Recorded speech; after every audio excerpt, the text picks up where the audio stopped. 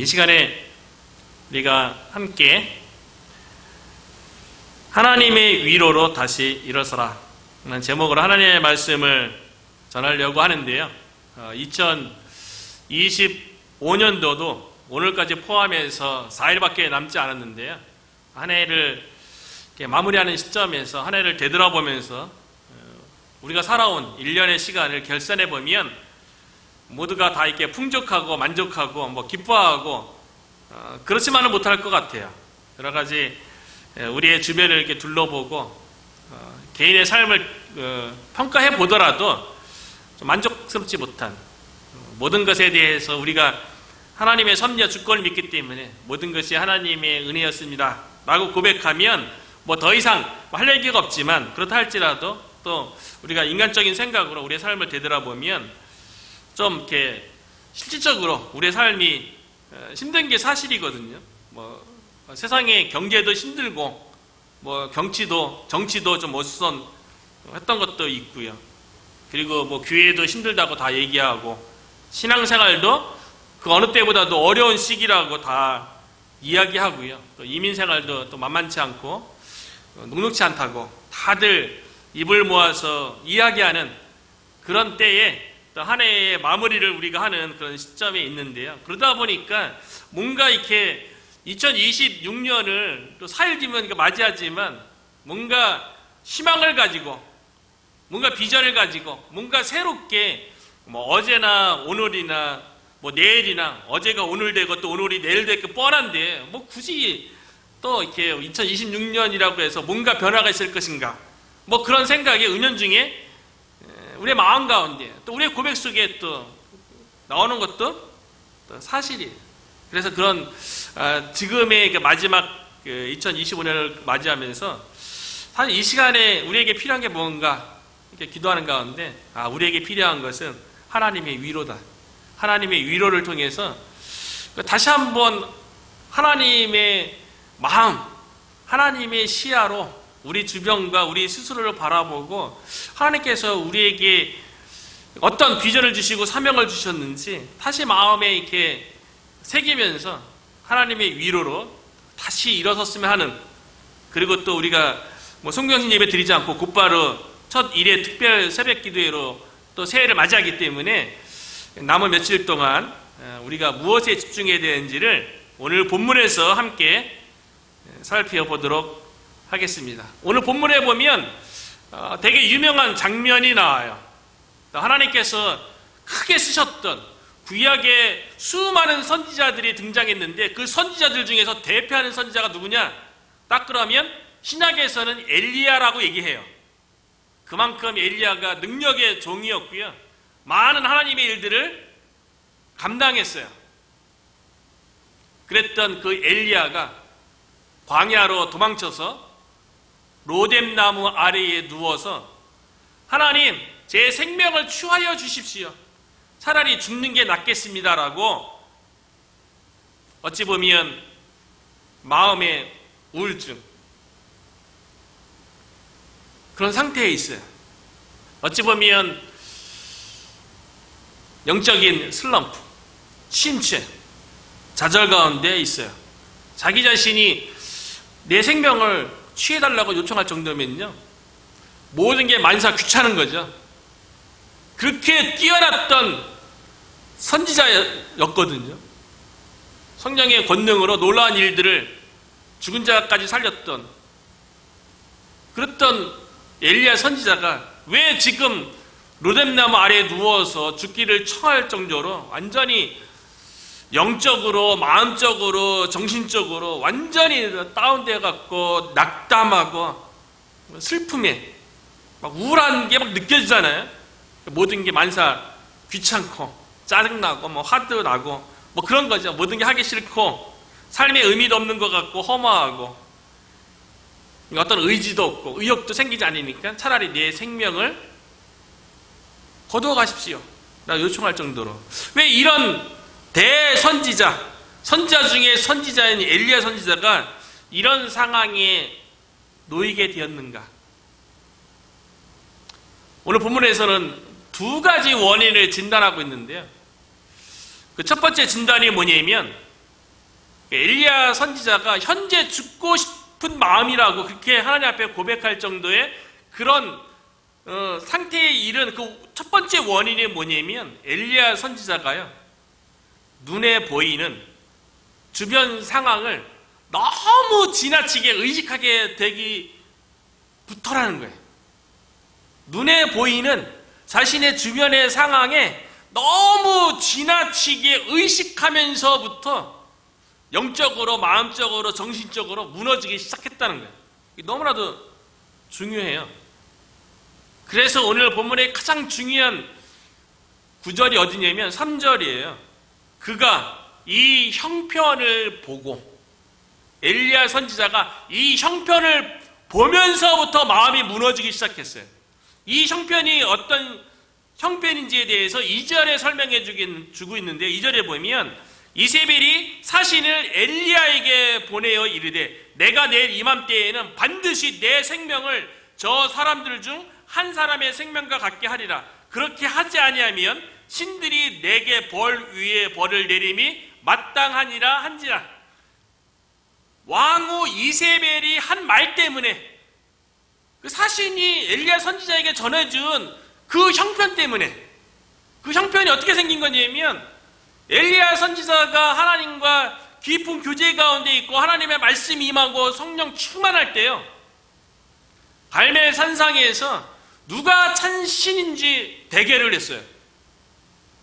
850대 1이죠.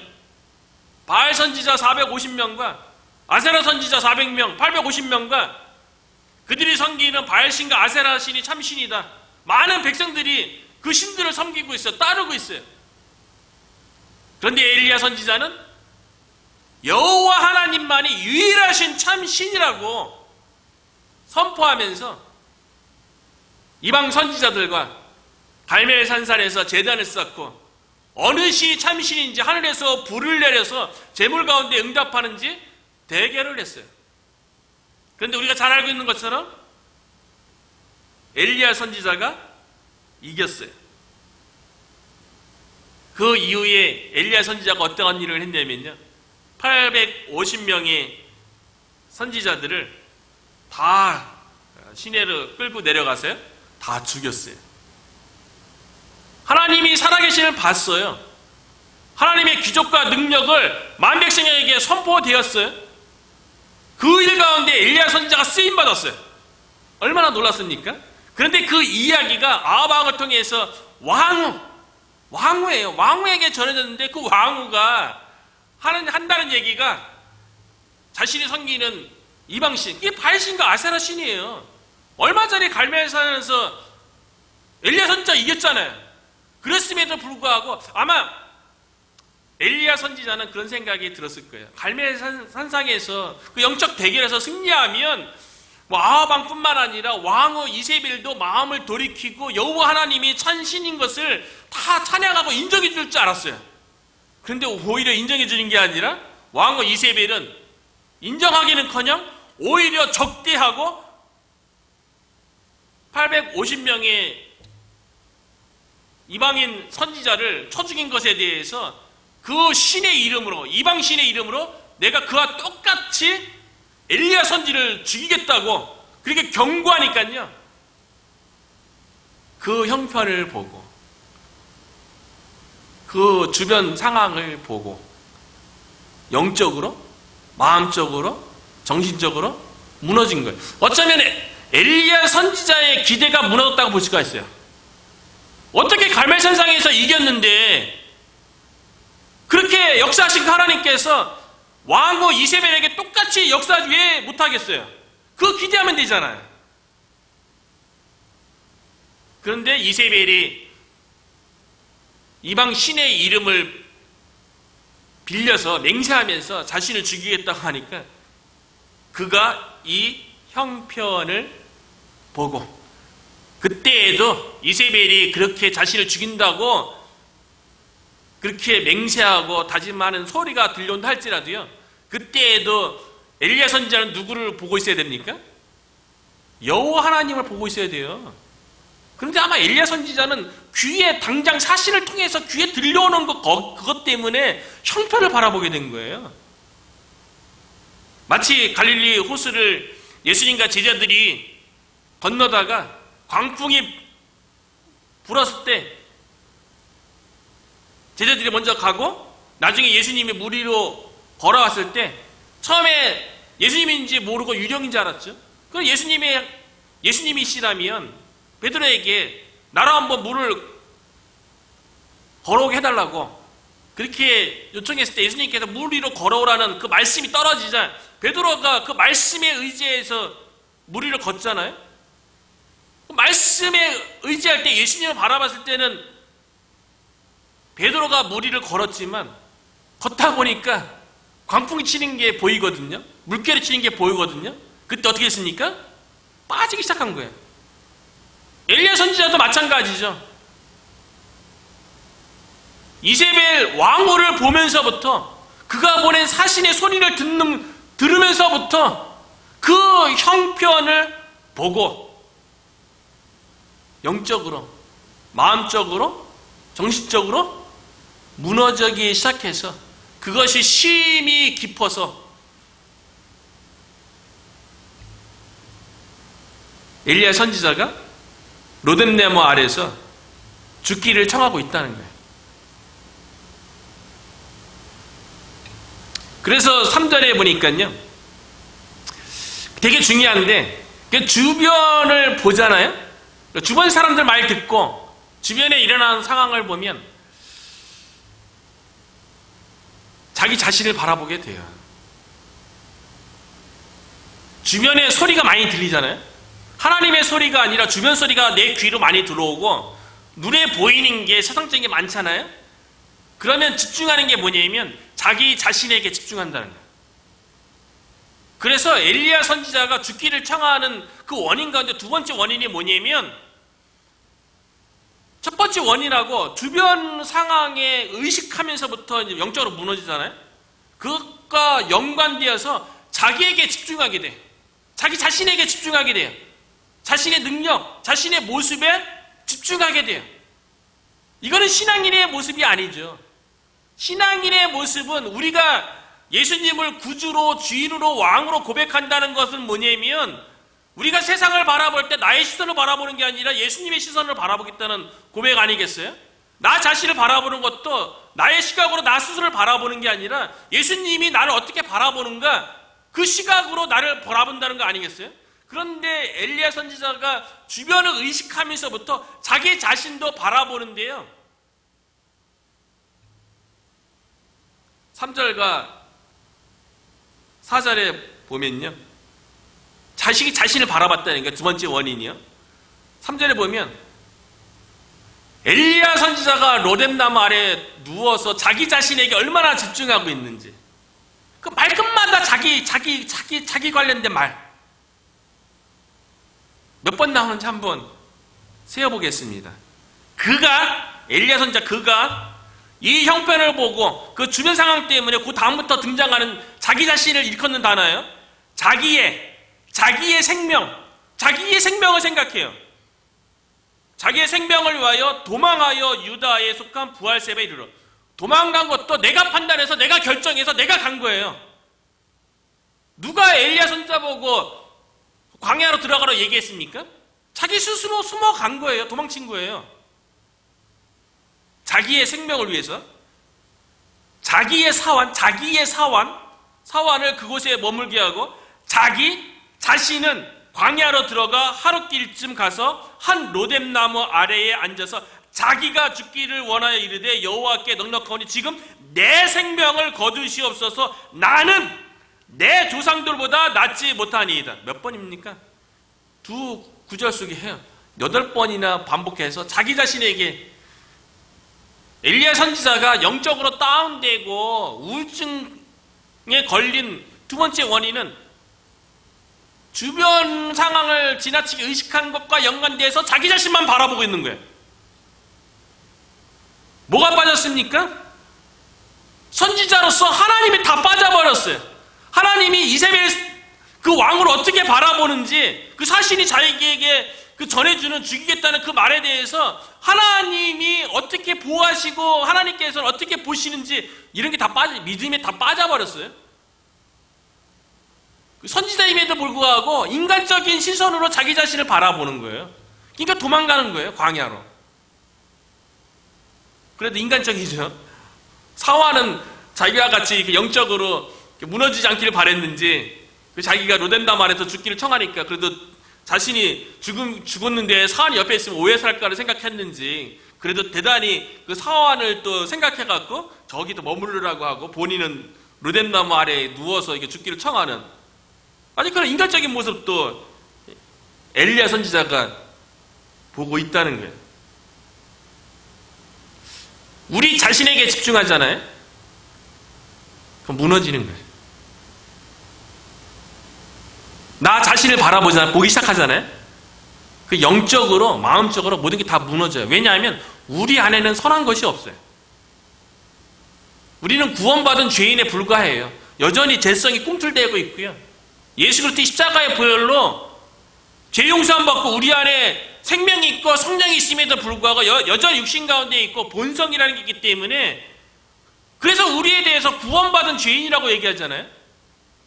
구원받으면 그 다음부터 죄 안 짓습니까? 여전히 우리가 육신 가운데 있는데. 근데 그런 우리 안에 선한 것도 없고 우리는 죄인에 불과한데, 그런 나 자신을 바라보면 그 안에 무슨 소망이 있습니까? 그 안에 무슨 가능성이 있어요? 사도 바울도 자기 자신을 바라보지 않잖아요. 로마서 7장 18절에 보니까요, 내 속 곧 내 육신에 선한 것이 거하지 아니하는 줄을 아노니 원함은 내게 있으나 선을 행하는 것은 없노라. 우리는 우리 안에 선도 없고요, 우리 안에 선을 행하고자 하는 의지도 없어요. 그냥 나 자신 바라보면 더 무너지는 거예요. 그러니까 엘리야 선지자는 주변 바라보죠. 또 자기 자신 바라보니까 영적으로 더욱더 침체 가운데 빠져서 죽기를 청하는 그 상황에 이르게 되는 거죠.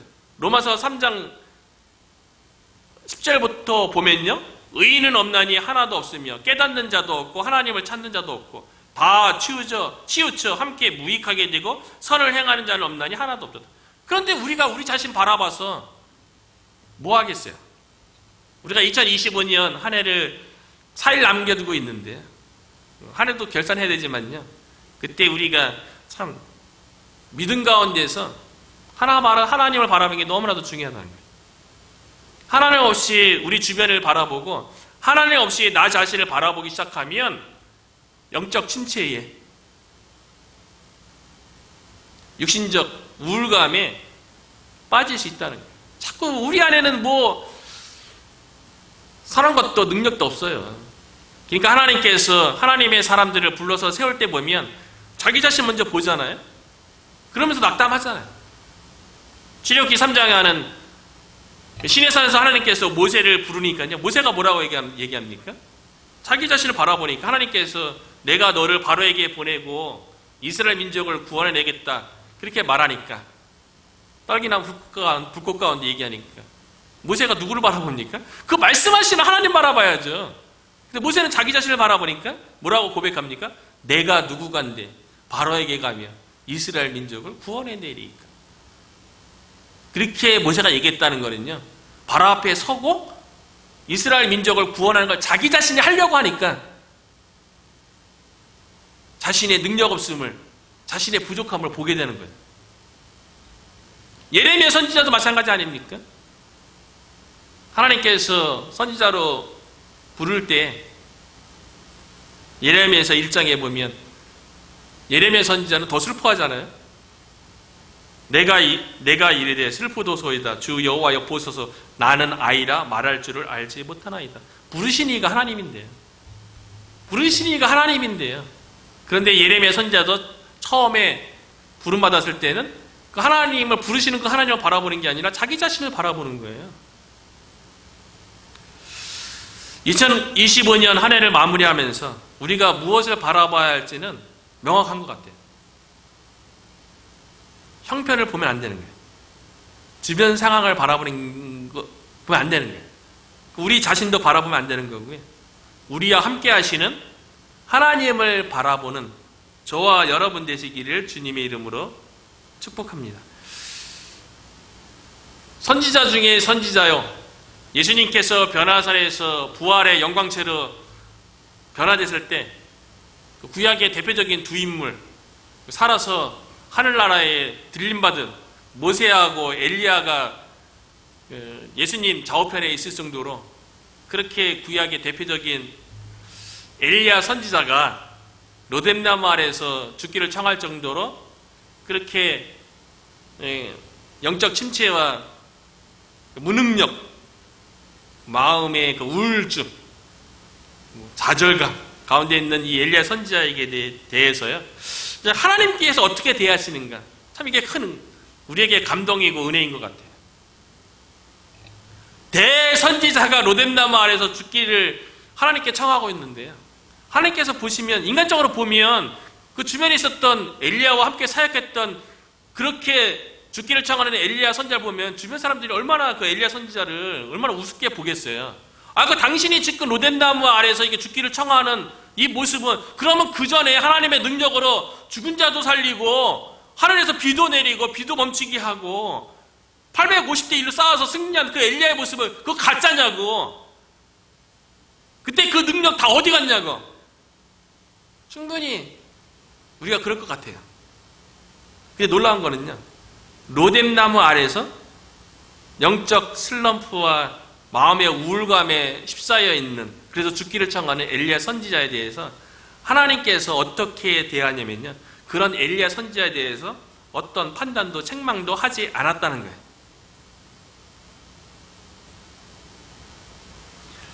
어떻게 선지자가 죽기를 청하냐? 생명의 주인이 하나님인데 어떻게 하나님 앞에 내 생명을 취해달라고 본인이 결정해서 하나님 앞에 그런 거 요구하냐? 하나님은 그런 거 따지지 않았다는 거예요. 엘리야 선지자는 하나님께서 로뎀나무 아래서 죽기를 청할 정도로 있는 그 상태로 하나님께서는 그대로 품으셨어요. 그래서 하나님께서 그런 엘리야 선지자에게 아무 말도 하지 않고 천사를 보내서 어루만져 주시는 거예요. 그냥 어루만져 주는 거예요. 예전에도 이 본문과 한번 설교한 적이 있었는데, 그때 예를 들었던 것은 그거였죠. 자녀가 힘들고 어려워할 때 부모가 말 많이 하지 않잖아요. 그냥 품어주잖아요. 이렇게. 어린아이가 넘어졌거나 뭐 실수하면 품어 안아주잖아요. 그래서 등 도닥여주잖아요. 괜찮아, 내가 해결해 줄게. 괜찮아. 힘내. 부모가 마치 토닥여 주듯이. 어루만진다는 이 히브리 단어가요, 나가라는 단어인데 기본적인 의미는 닿다, 대다, 치다. 의미가 뭡니까? 접촉의 의미가 있어요. 접촉이. 영적으로 힘들어하는 엘리야 선지자하고 하나님께서 접촉이 일어나는 거예요. 그래서 이 의미가 힘을 주다, 격려하다, 위로하다. 그러니까 우리가 힘을 얻고 격려를 받고 위로받는 그 일은 하나님과의 접촉에 의해서 하나님의 손길이 우리의 마음에 닿아야지 일어난다는 거예요. 특별히 한 해 마무리를 보내는 이 시점에서 하나님의 터치가 여러분의 영혼 가운데 있기를 주의 이름으로 축복합니다. 만남이 있어야 돼요. 만남이. 성령을 통해서 우리의 영혼을 어루만지시는 그 은혜가 남은 4일 동안 우리가 있었으면 좋겠고요. 하나님께서는 천사를 통해서 엘리야 선지자를 어루만져 주셨을 뿐만 아니라, 터치했을 뿐만 아니라 그 다음에 실질적으로 회복될 수 있도록 영적인 것하고 육적인 것하고도 때로는 이렇게 구분되지 않을 정도로 육신적으로도 회복하는 걸 통해서 영적 회복을 도울 때도 있어요. 그래서 하나님께서 엘리야 선지자를 위로할 뿐만 아니라 실질적으로 육신적으로 힘을 얻을 수 있도록 양식을 제공해 주는 거예요. 엘리야 선지자가 지금 죽기를 청할 정도로 그 힘든 마음의 상태는 육신이 뭐 배고파서 그런 게 아니잖아요. 마음이 무너진 거죠. 영적으로 무너진 거죠. 그런데 하나님께서는 그런 엘리야 선지자에게 먹을 것을 준다는 거예요. 그러니까 힘들 때 먹는 거라도 잘해야 되는 거예요. 힘들 때 힘들다고 먹지 않으면 더 기운 없어지고 더 무너지는 거예요. 그래서 하나님께서 천사를 통해서 먹을 것을 제공해 주는데요. 먹으라는 거예요. 힘들다고 대부분 사람들 보면 힘들 때 뭐 합니까? 잠자거나 먹지 않는 거죠. 그럼 더 다운되는 거예요. 그래서 5절 보면 로뎀나무 아래에서 누워 자더니 천사가 그를 어루만지며 그에게 이르되 일어나서 먹으라. 먹으라는 거예요. 영적으로 이렇게 일어서는데 힘을 얻는데 육신적으로 잘 먹어야 돼요. 7절에도 보면 여호와의 천사가 또 와서 다시 와서 어루만지며 이르되 일어나 먹어라. 계속 먹으라. 엘리야 선지자는 드러누워서 이렇게 한없이 자려고 하고 난 차라리 죽었으면 좋겠다고 그렇게 요청하면서 계속 그러는데 천사가 막 툭툭 치면서 막 그랬을 것 같아요. 상상해 보면. 그리고 하나님께서 천사를 통해서 6절에 보면요. 본즉 머리맡에 숯불에 구운 떡과 한 병 물이 있더라. 하나님께서 천사를 통해서 이미 양식을 준비해 주셨어요. 그게 숯불에 구운 떡과 한 병 물이에요. 예수님께서도 십자가 사건 이후에 제자들이 다 자기 살 길 찾아서 고향으로 돌아갔잖아요. 그 제자들 대부분 베드로 쫓아서 갈릴리 바다에 가서 물고기 열심히 잡고 있을 때 예수님께서 부활하신 모습으로 그 제자들을 찾아가잖아요. 그 이야기가 요한복음 21장에 부록처럼 기록된 거 아니겠어요? 제자들은 그렇게 3년 동안 열심히 예수님 다녔는데 십자가 사건 가운데 믿음으로 함께 가지 못하고 육신적인 생각으로 고향으로 돌아갔어요. 어찌 보면 예수님을 배반한 거죠. 믿음을 저버린 행위죠. 그런 영적으로 어찌 보면 엘리야 선지자처럼 사명을 포기하는 모습으로 고향에 돌아가 있는 그 제자들을 향해서 예수님도 오늘 본문에 등장하는 하나님과 똑같아요. 예수님을 배반하고 사명 저버리고 고향에 돌아가서 물고기 잡고 있는 그 제자들에게요. 예수님께서 뭐라고 얘기하십니까? 아무 말도 안 해요. 엘리야 선지자에게 하나님께서 그저 어루만져주고 먹을 거 제공해 주는 것처럼 예수님도 그 제자들을 향해서요.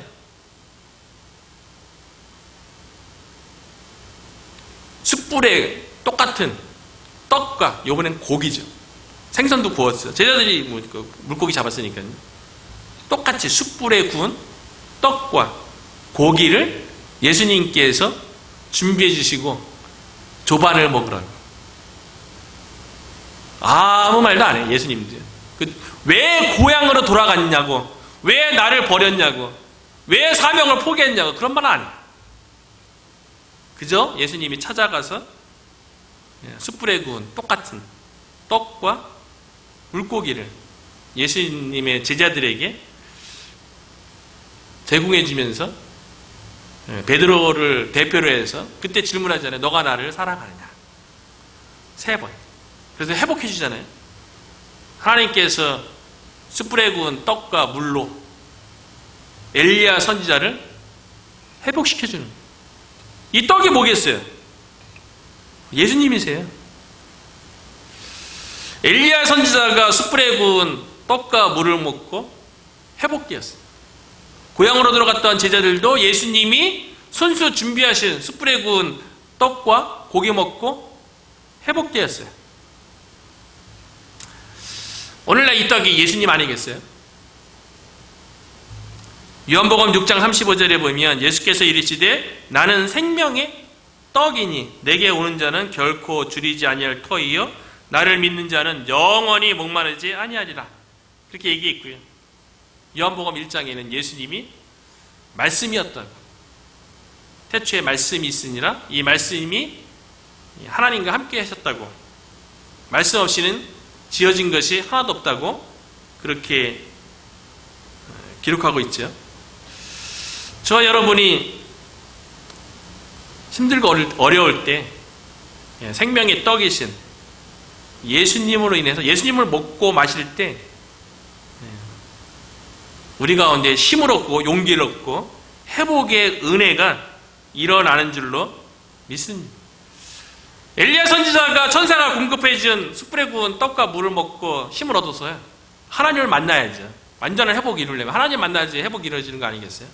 힘을 얻어서 40일을 걸려서 하나님의 산 호렙에 도착했어요. 하나님의 산 호렙, 이곳에서 모세도 하나님을 만났죠. 그곳에서 엘리야 선지자가 하나님을 만나는데 어떻게 만났는가? 처음에는 크고 강한 바람이 확 지나갔는데요, 그 가운데 하나님은 없었어요. 그 다음에는 지진이 확 일어났는데요, 그 가운데도 없었어요.